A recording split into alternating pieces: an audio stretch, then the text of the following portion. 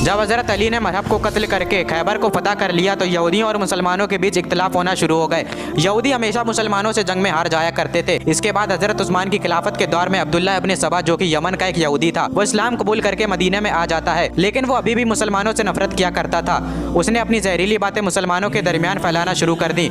उसने कहा कि हर एक नबी का वसी होता है और हजरत मोहम्मद सल्लल्लाहु ताला अलैहि वसल्लम के वसी हजरत अली हैं और हजरत उस्मान की जगह उन्हें खलीफा होना चाहिए। उसने अपनी ये जहरीली बातें मदीने, शाम, मिस्र और तमाम जगहों पर फैलाई। उसने तो ये तक कह दिया कि हजरत अली खुदा है। ये जो आज या अली मदद का नारा लगता है वो यहीं से लगना शुरू हुआ।